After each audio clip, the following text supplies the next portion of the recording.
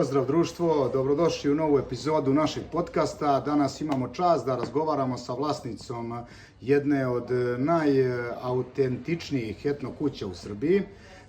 Njena specijalnost je kiseli kupus, a njena priča je spoj tradicije, ljubavi prema domaćoj kuhinji i preduzetničkog duha.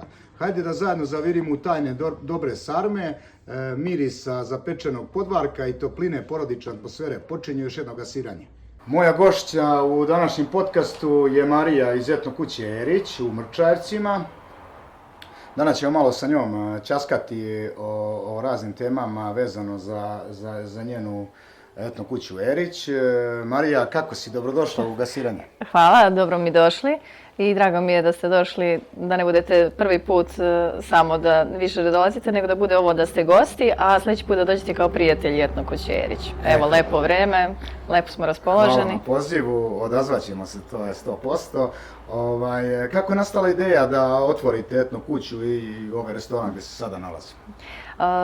Ideja je nastala 2008. i 2009. godine kada smo željeli da neke naše stare objekte u kojima je bio rođen pradeda, deda, gdje smo mi živeli, to su bili naši stare kuće, mlinovi, da sve to sačuvamo, da uzidamo. To je staro bilo domaćinstvo, jel? Jeste, da uzidamo u jedan objekat, pošto je već dotrajalo i počelo da se ruši, već od 1800 i neke 809. godine.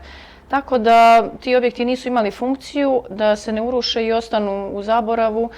Sazidali smo restoran 2009. godine. Tu smo uneli stare predmete, stare stvari. Baka je bila šnajderka, tako da je šila, tkala, vezla, nošnje koje je ona pravila i za nju i za rodbinu. Svi su nam donosili po nešto, tako da je sve to bilo izloženo kao više izložbeni prostor. Kasnije smo se bazirali na rad u kuhinji, ali je bitan moment bio da se ta tradicija prikaže gostima kako iz raznih dijelova Srbije, tako i iz inostranstva i da budemo samim tim interesantni gostima da svraćaju, a gastronomska ponuda se iz godine u godinu širila. Gosti koji su dolazili, kojima se to svidjelo, koji su imali stare ćilime i stare neke svoje stvari koje su htjeli da sačuvaju od zaborava, koje više nisu imale isto tako funkciju, samo su imali emotivni moment da ljudima to bude negde izloženo, da neko još može da vidi. Stari radio, stari šporet, stari predmeti koji su se koristili za obradu zemlje u domaćinstvu, stare mašine, pisaće mašine, tako da svega toga je bilo, a početak rada etno kuće Erić 2009. godine je bio prvi dan kupusijade. I samim tim smo postali uz prepoznatljivost po izgledu poznati i po spremanju kuvanog kupusa i tradicionalno kuvani kupus se od 2009. godine, znači od septembra mjeseca, sprema svaki dan, 365 dana u godini. Evo već do dana današnjeg, čak evo i danas kupus je vruć, čeka svoje goste koji će doći da degustiraju, probaju, ponesu rodbini kada putuju, tako da dosta njih proba u cijeloj Srbiji naš kupus i ako nisu tu, dobiju ga na poklon od nekoga ko se kreće ovim putem i ponese im da degustiraju i samim tim nas znaju, preporučuju dalje gostima i naravno kada su na putu svraćaju, pošto smo na interesantnom mjestu, na raskrsnici svih puteva, od Beograda do Čačka je autoput, tu ima isključenje, gosti koji žele svraćaju na isključenje, zatim koji idu od Niša do Zlatibora ili od Jagodine, Kragujevca isto tako ka Zlatiboru, tako da smo na prometnom delu puta i interesantni smo velikom broju gostiju koji prolaze kroz Mrčajevce i želimo da poenta našeg rada jeste da se ta tradicija nastavi, da gosti ne zaborave Mrčajevce, da Mrčajevci ne ostanu kao samo nešto što će se nekad pričati, da se nekad svraćalo u Mrčajevce, nego da ostane ipak ta želja da se ipak dođe, da se svrati, da gosti budu i dalje zadovoljni, gosti koji žele i da provedu neki dan više u Mrčajevcima, u našim, što kaže, lepim predelima. Sa turističkom organizacijom Čačak imamo lepu saradnju da se obiđu manastiri, Ovčarsko-Kablarske klisure, banje, Trepča, banja Atomska, banja Vojvodina Trepča, koja je tako poznata i po lekovitim svojstvima. I gosti mogu kod nas da koristi usluge smeštaja. To je nešto... Znači imaju i taj moment sa smeštajem, jel? Jeste, to smo negde od 2000...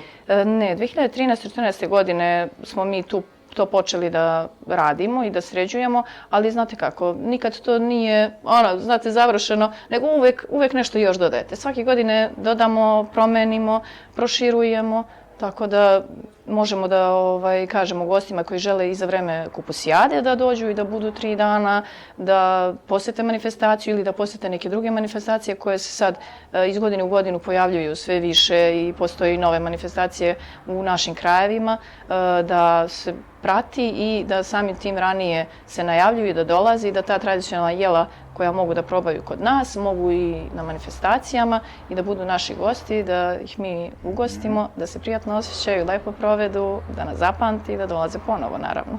Prelepo, Marija, a nešto si mi sad već i rekla, nešto sam htio da ti postavim neko pitanje, otkud ljubav prema toj tradicionalnoj srpskoj kuhinji? Pa to je od moje bake. Znači, prenosilo se sa kolena na koleno, jeste. Baka i mama, one su glavne bile za kuhinju. Moj brat je profesionalni kuvar, tako da je to u nekoj našoj porodičnoj priči i tradiciji.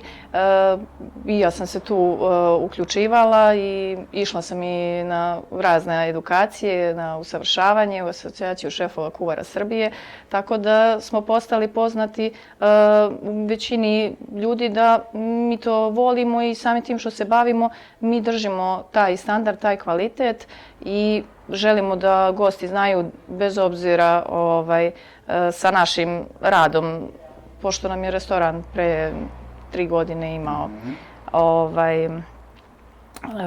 problem su imali da nam je izgoreo i iako smo u novom objektu, ali stara jela, stara tradicija, znači kuvanja i sve je isto.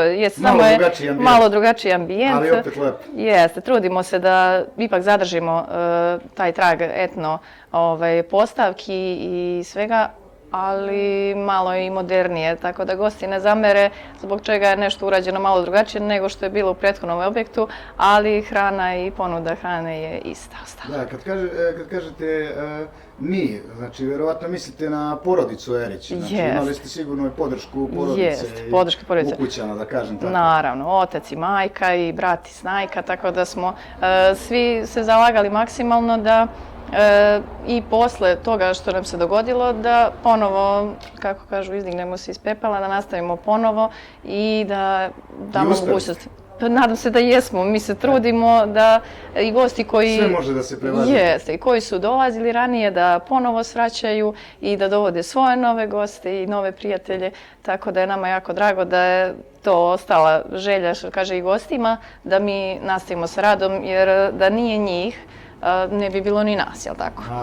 Oni koji su želeli da nastave da dolaze, često kažu ne možemo da prođemo, a da ne svratimo ili ne prolazimo dok ne ponesemo kupus našima i tako da je to ostala nama želja da mi i dalje nastavimo da se borimo i da radimo to, da ne menjamo za sad. Eto, nadamo se da će ta ostati tradicija i dalje, da, eto, ono što kažem, gosti prvenstveno budu želeli da svraćaju, da bismo mi svi imali motivaciju da ovaj posao i držimo dalje na nogama.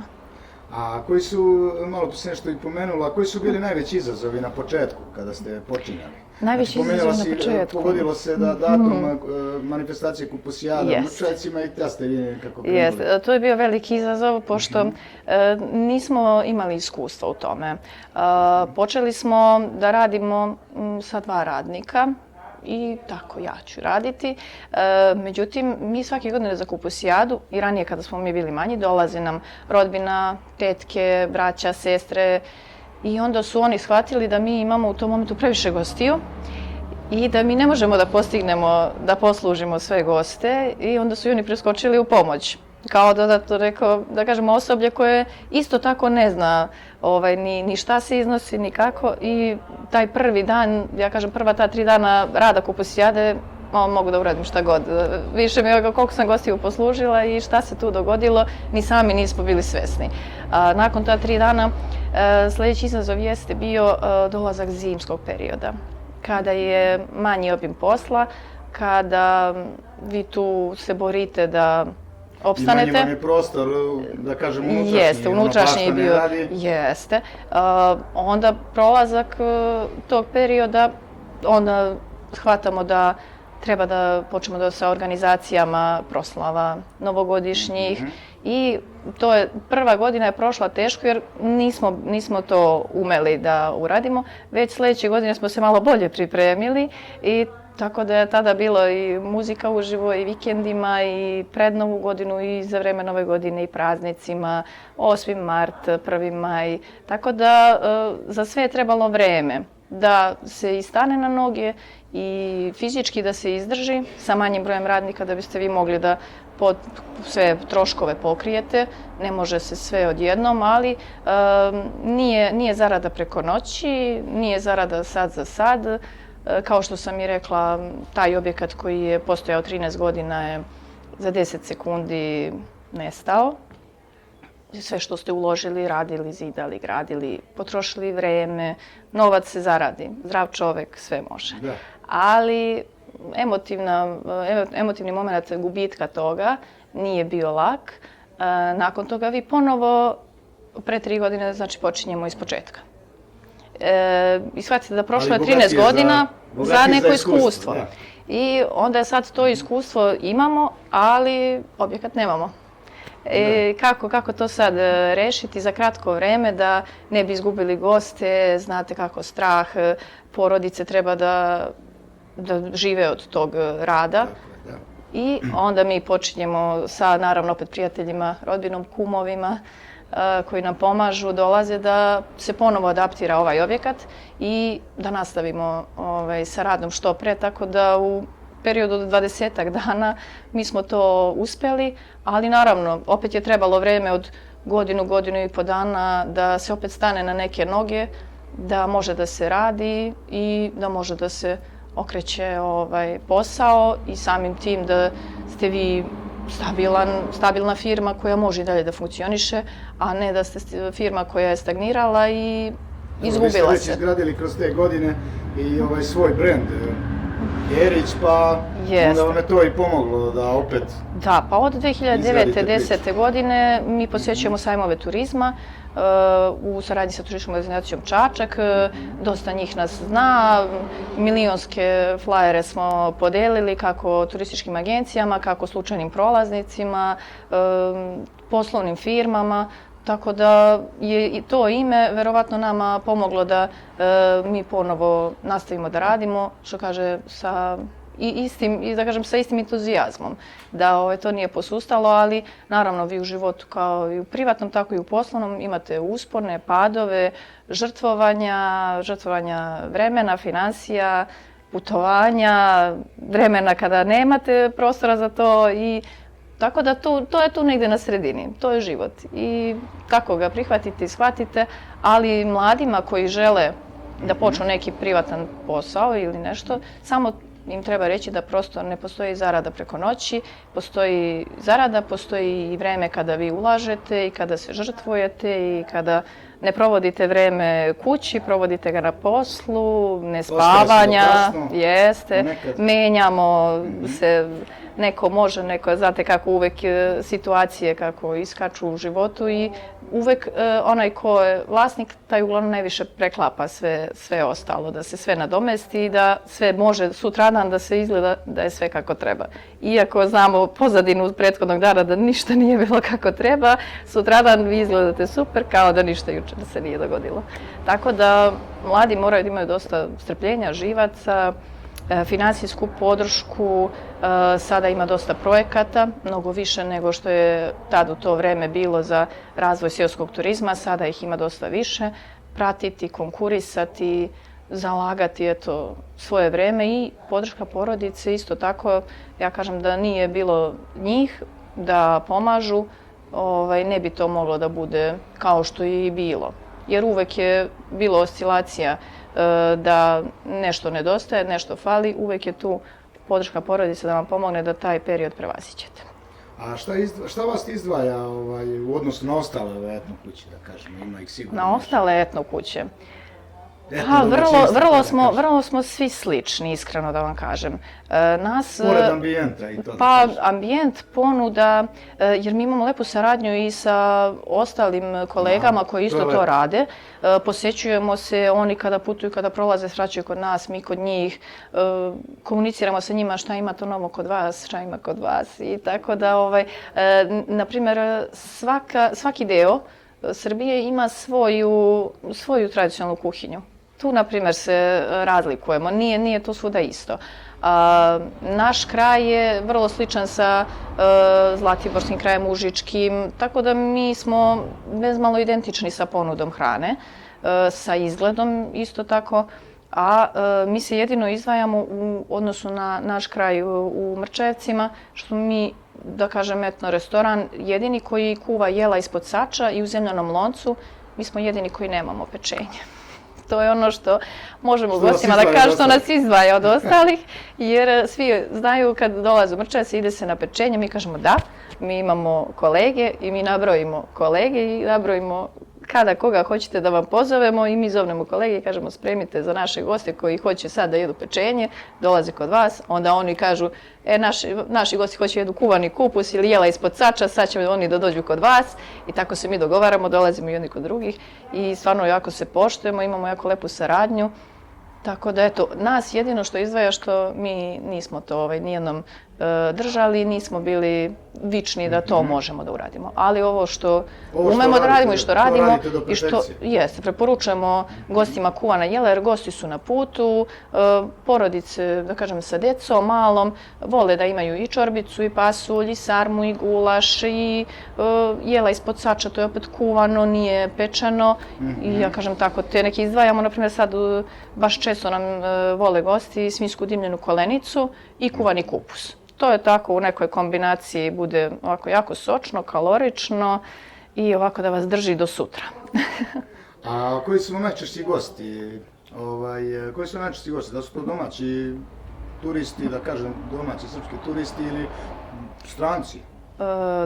Dolaze nam gosti, to su uglavnom, ajde da kažem, najviše, da putuju Niš, Novi Sad, Zlatibor, Ćuprija, Jagodina, Kragujevac. Uglavnom ljudi koji su na putu i svraćaju za ovih par mjeseci zadnjih nije bilo stranaca. Stranaci uglavnom kada dolaze ovde, to su periodi kada su praznici.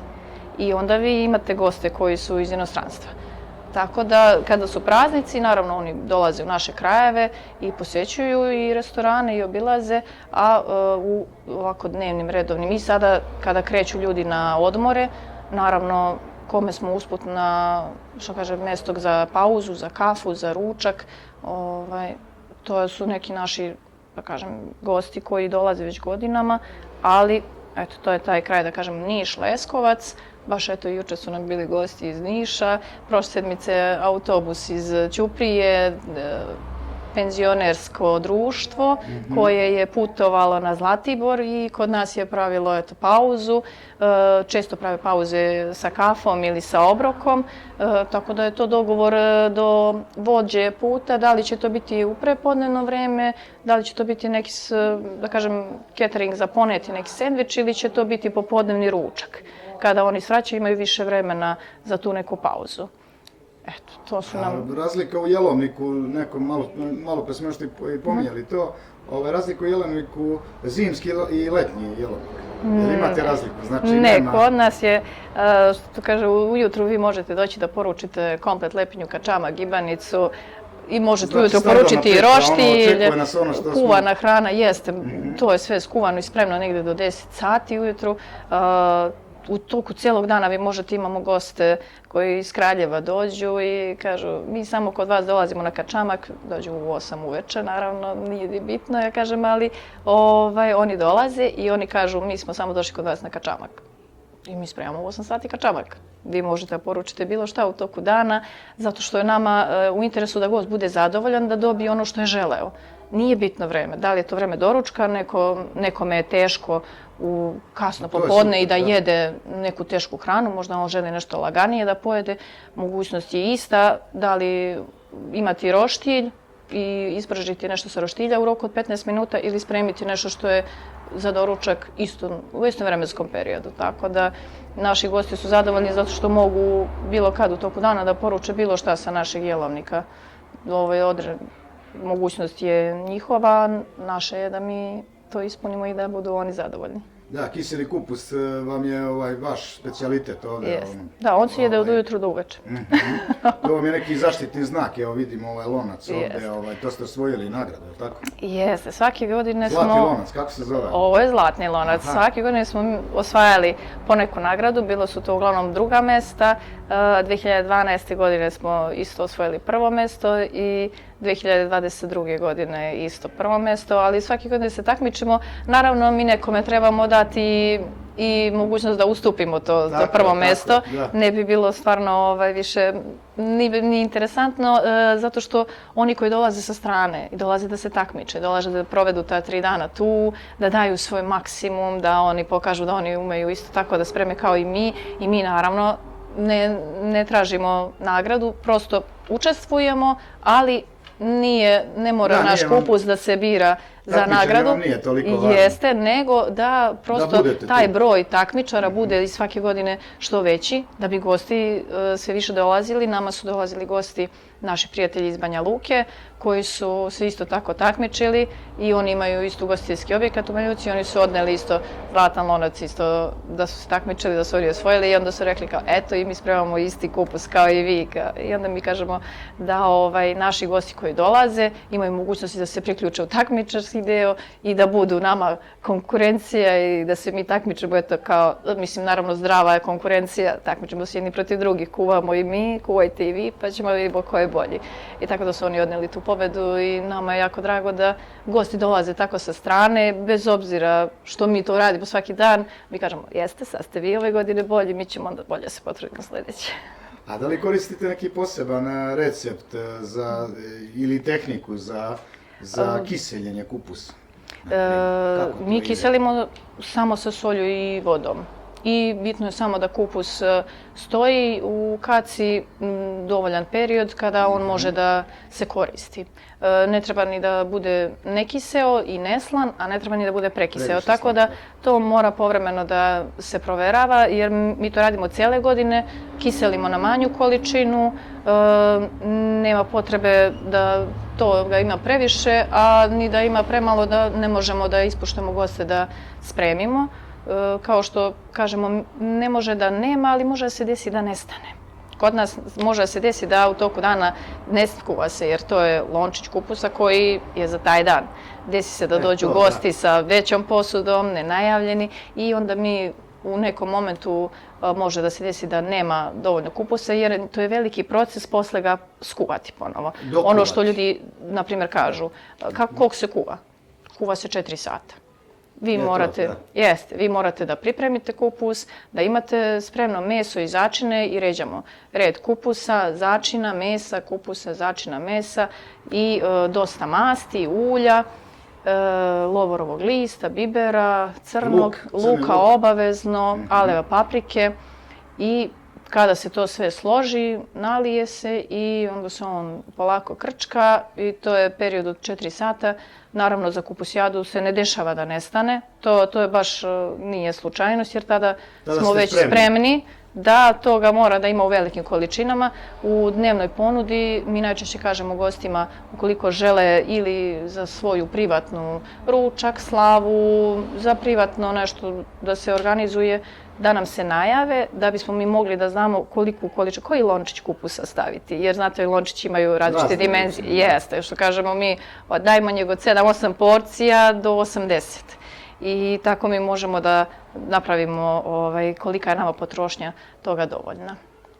A da li imate svoju sopstvenu proizvodnju kupusa ili sarađujete sa lokalnim proizvođačima? Ne, to sarađujemo sa lokalnim proizvođačima jer nismo u mogućnosti da sve postignemo i onda da bi i naši prijatelji imali Koristi, posla jeste, da. i onda mi tako napravimo lepo, saradnju. Jeste. Tako da nabavljamo, iz našeg kraja je naravno kupus i nabavljen, nije neki uvežen ili tako nešto, nego sa naših domaćih njiva tu, pored Morave. A da li je interesovanje za kiseli kupus veće zimi ili leti? Ili to nema pravila? Mislim da zimi više, Zimi je više, baš od tog perioda od septembra, ali događa se, kažem, i u letnjem periodu da gosti koji prolaze žele da pojedu, da probaju ili nisu često tu i onda ajde da se tu, eto, zapamti da se svraćalo na kuvani kupus i mi kuvamo, ja kažem, eto, svaki dan, korigujemo tu potrošnju, manji lončić, ali uglavnom uvek ima. Nikad se ne zna, mi kažemo da li će to biti danas više, sutra manje, jer mi imamo pored toga i druge vrste jela i drugu ponudu i to se lepo rasporedi među gostima koji dnevno svraćaju. A koliko je važno čuvanje kulinarske te tradicije Srbije? Smatram da mi u našem kraju treba svi da se trudimo da neko jelo isto spremamo. Sa istim začinima, isti način, isto sve, jer kada vi, znate kako, neko voli da ubaci svoj začin, neko svoje da doda, ali onda to nije to. Vi mu dajete drugi naziv, drugi smisao. Zna se zašto je neko jelo takvo i zašto to jelo ima te začine. Sad, svako od kuvara, to je sad kuvarska politika da oni moraju da imaju svoj zaštitni znak. Zašto su oni dodali taj neki drugi začin koji se inače... Neki svoj pečat. Jeste. Tako da to ne možemo mi lično uticati, jer prosto svi smo ljudi, svi imamo neki svoj način i shvatanje kako bi to trebalo, ali trebala bi da postoji gastronomska ponuda koja će svako tradicionalno jelo imati svoju recepturu i svoj način da vi gdje god svratite u bilo koji lokal, vi pojedete to što poručite isto kao i u bilo gdje drugdje u Srbiji. Ali nije uspelo to da zaživi, prosto nije do nas, ali ja kažem, u suštini kuvani kupus vrlo je sličan ovdje u kraju, svi približno isto jeste spremaju, a za neka druga jela i za neke druge te gurmanske sposobnosti, svaki kuvar sam odlučuje šta će dodati više, čega će dodati manje, svako će začiniti po nekom svom ili nekom drugom ukusu, tu već ne možemo da menjamo njihovu recepturu. I neko će htjeti da ima svoj brend, da osmisli svoje jelo na svoj način, sa svojim začinima i da to patentira. A da li mladi ljudi pokazuju interesovanje za to staro srpsko tradicionalno jelo, da kažem? Ili to više malo starije, oni 40 plus ili ne znam, pa kod nas... konzumiraju? Kod nas je, na primjer... Kako mladi reaguju sad na kiseli kupus da naruče? Slabo. Slabo je to, ne mogu sad da kažem, ima podeljeno je mišljenje, ima mladi koji nam dolaze pa pojedu po 2 porcije kuvanog kupusa, tako da smo imali rekordera u restoranu da je pojeo 2 činije, a imamo i mladi koji niti degustiraju, niti probaju, a imamo i oni koje uspemo da ubedimo da probaju. Da vide šta je, da probaju, pa onda da daju svoj komentar. Tako da mladi nisu, ne da kažem, nisu baš oduševljeni time, ali poneko i ima. Što se tiče i kuvanja i spremanja, dosta je to manje. Nama su uglavnom kuvarice i radnici sad znaju i već kuvaju i spremaju, ali mlađi radnici nisu se bacili u taj kuvarski deo da to probaju, da sastavljaju i da se bave sa tim. Dobro, možda će oni vremenom, naravno. Pa možda im i treba vreme, možda im i treba degustacija, kao što mi kažemo, da ih ubedimo da to probaju, da pojedu, ali mnogo više, iskreno, kažem, stranci. Oni mnogo više vole da probaju i različita jela i različite ukuse i da pričaju da su to jeli i da su probali, tako da više se to promoviše kroz strance nego možda kroz omladinu, eto, da tako kažem. A je li ima neka najzanimljivija možda neka anegdota koju ste doživjeli ovdje sa gostima možda? Da možete da izdvojite nešto interesantno. Pa eto, ja kažem, nama je to ostalo da je taj dečko mlađi došao da igra fudbal i svratio na ručak i poduševio se, rekao, jel imate kuvani kupus, imamo. I kaže, daj meni 2 porcije. Ja kažem, dobro, ajde doneću. Ja kažem, dajte mi 2 porcije kuvanog kupusa. Kao za koga? Sa dečka, evo, jedno. Kako 2? Pa ne znam, ajde daćemo u 2 pa da vidimo. On je stvarno pojeo 2 porcije. Ja sam ga tad zamolila, bila u tom restoranu. Ja kažem, molim te, potpiši mi se u knjigu utisaka. I on kaže, ja sam oduševljen, ja najviše volim kad ima kuvani kupus, tako da, eto, to je nešto što je nama ostalo upečatljivo i zanimljivo da, od strane gostiju. I, eto, ja kažem, gosti uglavnom, ne mogu sad da kažem, ali vole kuvana jela, stariji više, eto, kuvani kupus i voli se, ja kažem, ta jela ispod sača, jagnjetina, teletine i kolenice. To je nešto po čemu smo poznati i to je nešto što gosti najviše vole kad dođu kod nas da svraćaju. Imamo i roštilj u ponudi, imamo i ribe kada je vreme posta. Roštilj već, da kažem, ima, on je univerzalan, ima svuda, ali ima i gosti koji vole to, žele da svrate kod nas na roštilj. Tako da smo mi tu našu gastronomsku ponudu napravili širok asortiman da za svakoga ima po nešto. A jel komentarišu nekad nešto gosti kad probaju vaše specijalitete? Uglavnom, da kažem, vraćaju se ponovo i dolaze, to ja kažem, zadovoljna sam zato što oni koji su jednom došli, nastavili su da svraćaju i baš imamo, ja kažem, eto i goste koji nam često dolaze i da uzimaju i za ponet i hranu i da uzimaju i za privatne proslave, kada prave nešto i organizuju kući, čak smo i mi nosili. Kada nas pitaju da se pravi, organizuje rođendan ili slava kući, tako da mi obezbedimo i mogućnost da se odveze, da oni budu kući da dočekaju goste i onda dočekaju i nas sa lončićem kupusa i onda gosti isto tako njihovi koji vide, tako da se proširi ta priča i kroz vreme kad su slave i bilo kakve proslave i obeležavanja. Kakvi su vam planovi za budućnost? Da planirate još da proširujete nešto? Za budućnost planirali smo da proširimo... Novi proizvodi, neke učestvovanje nekim novim manifestacijama? Manifestacije se već pojavljuju, nove i za sad smo u planu da budemo i ne samo gosti, pošto prve godine uvek malo da budemo gosti, da vidimo kako to funkcioniše, onda da budemo i učesnici. U planu je da se još proširi letnja bašta, i da planiramo da se organizuju proslave, da kažemo rođendani, svadbe, manja ta veselja, da budu bar do 100 gostiju na otvorenom, a sada nam je objekat do 120 gostiju u zatvorenom. A već je prostor na polju do 60 gostiju, imali smo proslavice i rođendane manje, tako da eto, to je nešto što bi nam bilo interesantno i drugačije od ostalih da bude to na otvorenom. Marija, sve smo rekli, šta? Jesmo, a ja mislim da hvala ti što si bila gost i što si nam bila i gost i domaćin u današnjem gasiranju. Hvala.